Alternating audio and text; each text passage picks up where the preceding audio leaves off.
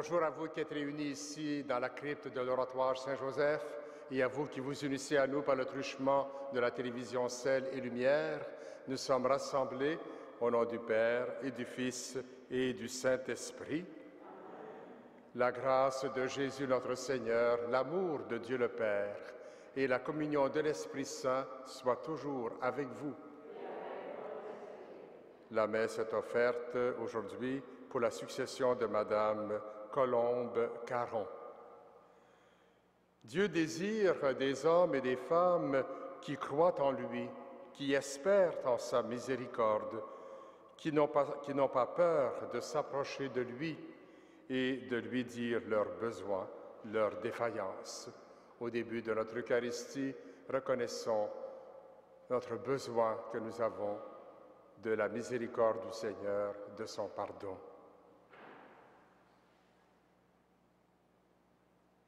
Seigneur, accorde-nous ton pardon. Montre-nous ta miséricorde. Que Dieu Tout-Puissant nous fasse miséricorde, qu'il nous pardonne nos péchés et nous conduise à la vie éternelle. Prions le Seigneur.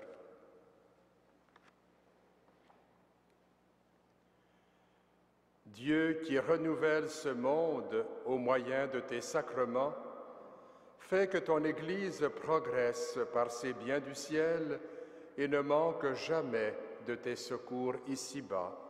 Par Jésus-Christ, ton Fils, notre Seigneur et notre Dieu, qui règne avec toi et le Saint-Esprit, maintenant et pour les siècles des siècles.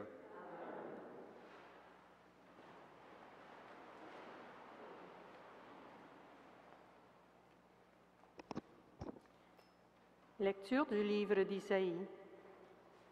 Parole du Seigneur. Oui, je vais créer un ciel nouveau et une terre nouvelle. On ne se rappellera plus le passé, il ne reviendra plus à l'esprit. Exultez sans fin, réjouissez-vous de ce que je vais créer, car je crée une Jérusalem de joie, un peuple d'allégresse. Je trouverai mon allégresse en Jérusalem, ma joie en mon peuple. On n'y entendra plus de cris ni de pleurs. On n'y verra plus de nouveau-nés emportés en quelques jours, ni d'hommes qui ne parviennent pas au bout de sa vieillesse. Le plus jeune mourra centenaire. Mourir avant 100 ans sera une malédiction. On bâtira des maisons et on y restera. On plantera des vignes et on pourra en manger les fruits. Parole du Seigneur. Nous rendons grâce à Dieu. Je t'exalte, Seigneur, toi qui me relèves. Je t'exalte, Seigneur, toi qui me relèves. Je t'exalte, Seigneur, tu m'as relevé. Oui, j'ai crié vers toi, tu m'as guéri.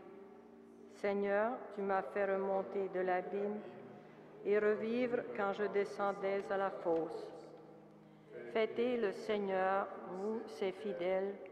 Rendez grâce en rappelant son nom très saint. Sa colère ne dure qu'un instant, sa bonté toute la vie. Avec le soir viennent les larmes, mais au matin les cris de joie. Et j'ai crié vers toi, Seigneur, j'ai supplié mon Dieu. Tu as changé mon deuil en une danse, que sans fin, Seigneur mon Dieu, je te rende grâce. Je t'exalte, Seigneur, toi qui me relèves.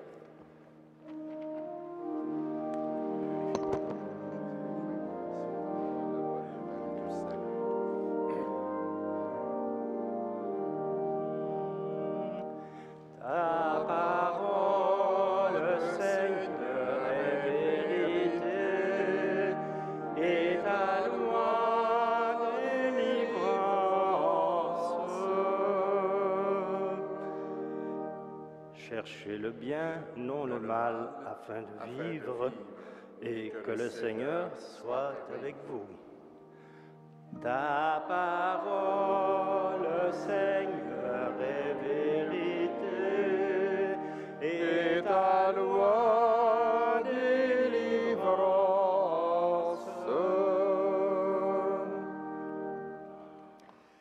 Le Seigneur soit avec vous. Évangile de Jésus-Christ selon saint Jean.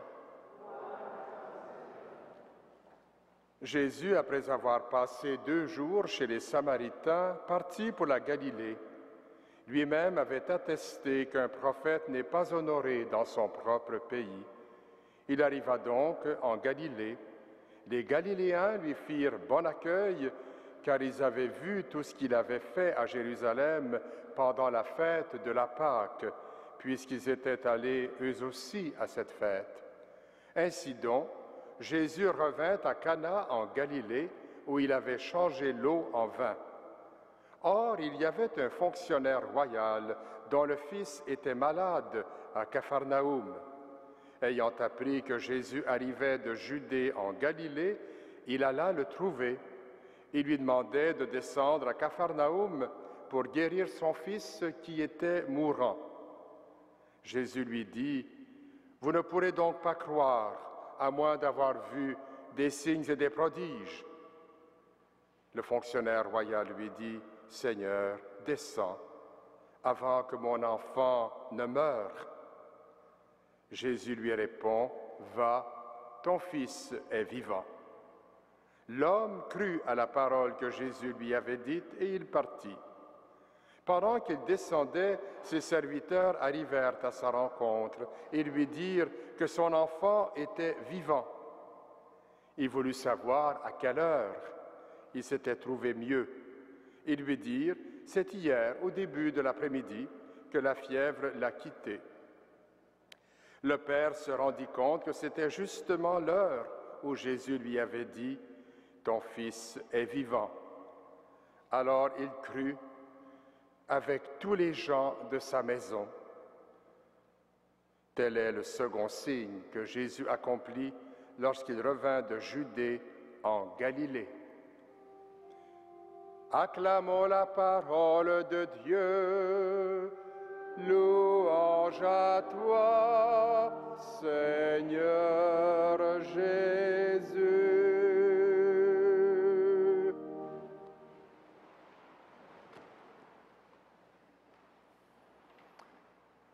Bien chers pèlerins réunis ici à l'oratoire et vous qui vous unissez à nous par la télévision Ciel et Lumière, c'est avec le 4e évangile, celui de saint Jean, que nous cheminerons désormais vers Pâques. Nous y entrons au chapitre 4, avec le second signe que Jésus accomplit, le premier étant celui de Cana. Jésus revient donc en Galilée, mais sans trop se faire d'illusions. La parenthèse de l'évangéliste nous rappelle que lui-même avait attesté qu'un prophète n'est pas honoré dans son propre pays. Pourtant, les Galiléens semblent heureux du retour de leurs compatriotes qu'ils avaient vus accomplir des signes et prodiges à Jérusalem. Sans doute espèrent-ils qu'il en fera autant sur sa terre, attirant les foules pour le plus grand bien de l'économie locale.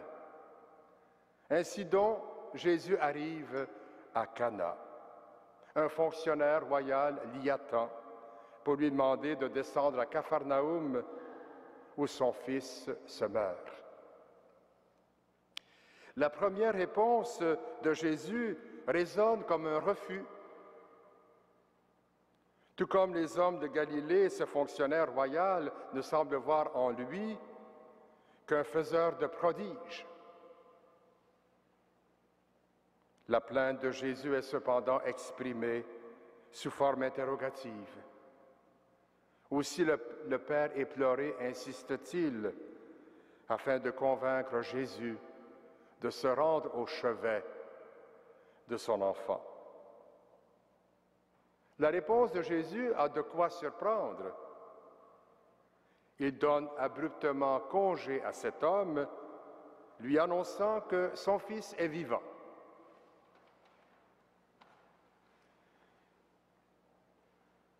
Il s'agit d'une véritable épreuve pour cet homme. Il attendait de Jésus une intervention semblable à celle des thaumaturges de l'époque qui prononçaient sur le patient des incantations accompagnées de gestes rituels. Et voilà que Jésus se contente d'annoncer la guérison sans même se rendre physiquement auprès du malade. Sans doute, l'homme a-t-il dû marquer un temps d'arrêt, le front soucieux, mais puisant sa force dans le regard de tendresse bienveillante du Seigneur, il crut, nous dit l'Évangéliste, à la parole de Jésus, à la parole que Jésus lui avait dite, et il partit. Mais on imagine la tension de ce père sur la route, son inquiétude en voyant ses serviteurs venir à sa rencontre, puis sa joie en apprenant la guérison. Immédiatement, il s'enquiert de l'heure où son fils s'est trouvé mieux, fut délivré de sa fièvre. Il n'y avait pas de doute, c'était bien au moment où Jésus avait prononcé cette parole, « Ton fils est vivant ». Il n'en faut pas davantage pour que cet homme comprenne que ce rabbi est infiniment plus qu'un thaumaturge, particulièrement puissant. Dieu seul peut agir ainsi, par la seule autorité de sa parole. La guérison du Fils conduit au salut par la foi le Père et toute sa maison. C'est ce qu'il est dit, non seulement le Père a cru, mais toute sa famille. C'est parce que cet homme, probablement païen, a cru à la parole de Dieu, à la parole que Jésus lui avait dite. La grâce de Dieu a pu faire son œuvre, non seulement dans son enfant, mais aussi en lui et dans toute sa famille. Nous sommes dans l'année de la foi, décrétée par le pape Benoît XVI. Tant qu'il y aura la foi, notre monde ne sera pas perdu. Bien au contraire, il sera une terre qui se rajeunit sans cesse. Et au cours de cette Eucharistie, nous prierons particulièrement pour le conclave qui doit commencer demain pour élire un nouveau pape. Amen.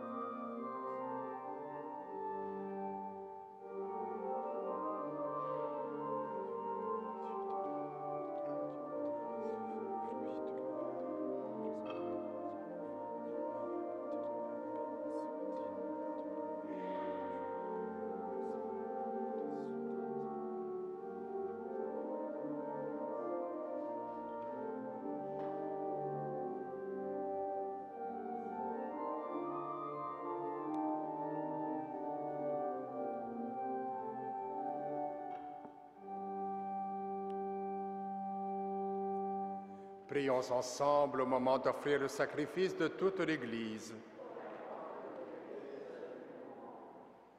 De l'offrande qui t'est consacrée, Seigneur, nous attendons des fruits de salut. Débarrasse-nous de tout ce qui doit mourir. Renouvelle-nous constamment de ta propre vie par Jésus le Christ, notre Seigneur. Le Seigneur soit avec vous. Élevons notre cœur. Rendons grâce au Seigneur notre Dieu. Vraiment, il est juste et bon de te rendre grâce, Dieu très saint, car tu ne cesses de nous appeler à une vie plus belle. Toi, Dieu de tendresse et de pitié, sans te lasser, tu offres ton pardon et tu invites l'être humain pécheur à s'en remettre à ta seule bonté. Bien loin de te résigner à nos ruptures d'alliance, tu as noué entre l'humanité et toi, par ton Fils Jésus notre Seigneur, un lien nouveau si fort que rien ne pourra le défaire. Et maintenant que ton peuple connaît un temps de grâce et de réconciliation, tu lui donnes dans le Christ de reprendre souffle en se tournant vers toi et d'être au service de tout homme en se livrant davantage à l'Esprit Saint. Plein d'admiration et de reconnaissance, nous voulons joindre nos voix aux voix innombrables du ciel pour clamer la puissance de ton amour et la joie de ton salut dans le Christ.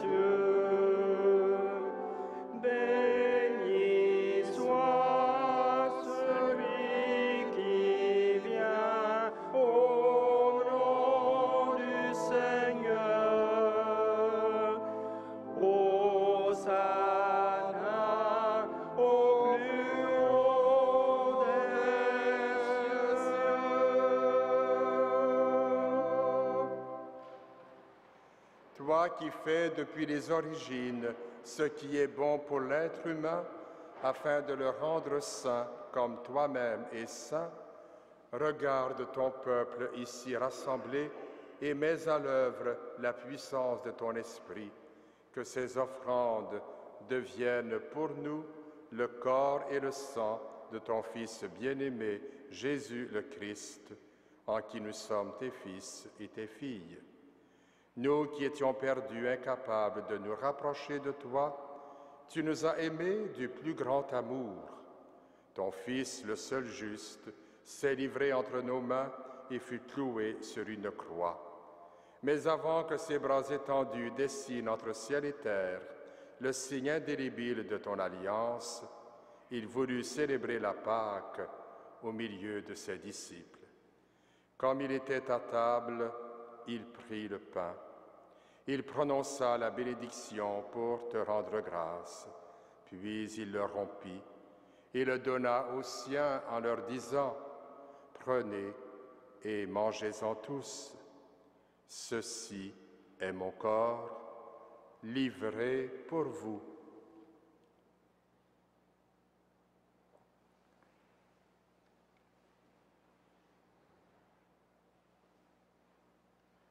À la fin de ce dernier repas, sachant qu'il allait tout réconcilier en lui par le sang de sa croix, il prit la coupe remplie de vin. Il te rendit grâce encore et la fit passer à ses amis en leur disant « Prenez et buvez-en tous, car ceci est la coupe de mon sang, le sang de l'alliance nouvelle et éternelle, qui sera versé pour vous et pour la multitude en rémission des péchés. Vous ferez cela en mémoire de moi. »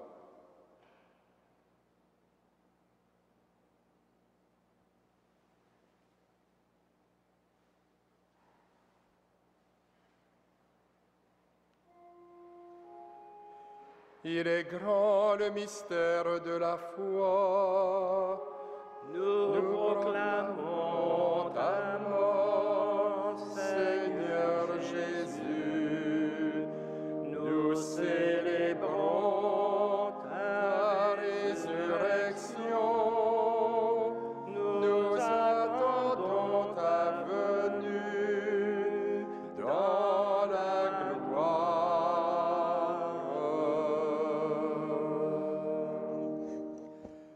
faisant mémoire du Christ, notre Pâque et notre paix définitive, en célébrant sa mort et sa résurrection, en appelant le jour béni de sa venue et de notre joie, nous te présentons, Dieu fidèle et sûr, l'offrande qui remet l'humanité dans ta grâce.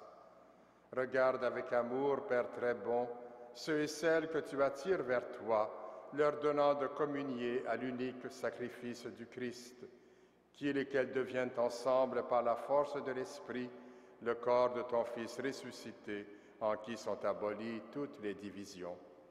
Tiens-nous les uns et les autres en communion d'esprit et de cœur avec notre évêque, Christian Lépine.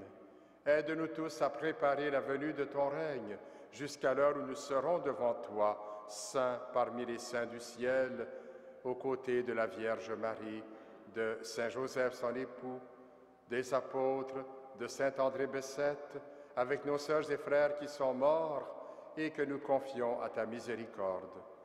Alors, au cœur de la création nouvelle, enfin libérés de la corruption, nous pourrons chanter vraiment l'action de grâce du Christ à jamais vivant. Par lui, avec lui et en lui, à toi, Dieu le Père Tout-Puissant, dans l'unité du Saint-Esprit, tout honneur et toute gloire pour les siècles des siècles. Amen.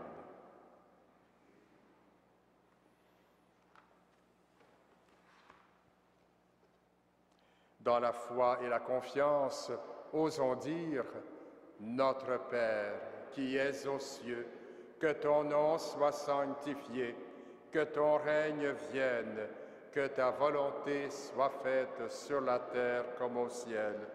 Donne-nous aujourd'hui notre pain de ce jour. Pardonne-nous nos offenses, comme nous pardonnons aussi à ceux qui nous ont offensés. Et ne nous soumets pas à la tentation, mais délivre-nous du mal.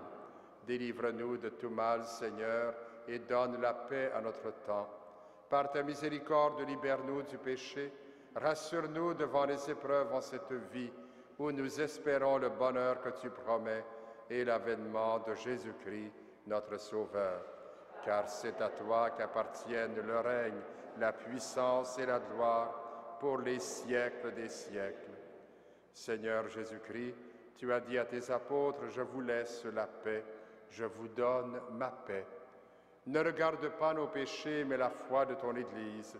Pour que ta volonté s'accomplisse, donne-lui toujours cette paix et conduis-la vers l'unité parfaite, toi qui règnes pour les siècles des siècles. Que la paix du Seigneur soit toujours avec vous. Agneau de Dieu, qui enlève le péché du monde, prends pitié de nous. Agneau de Dieu, qui enlève le péché du monde, prends pitié de nous. Agneau de Dieu, qui enlève le péché du monde, donne-nous la paix.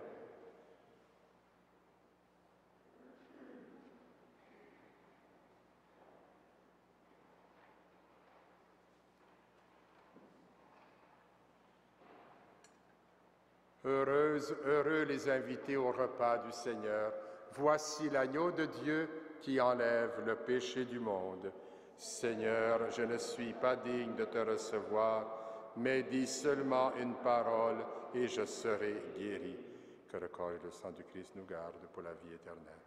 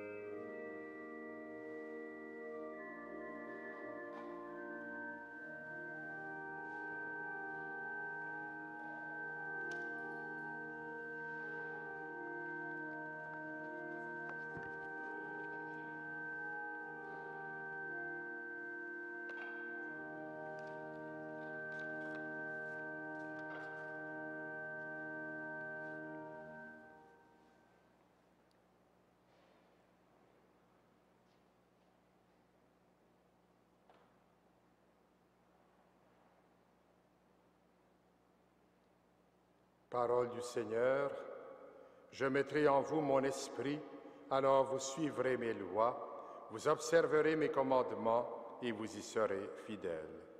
Prions le Seigneur.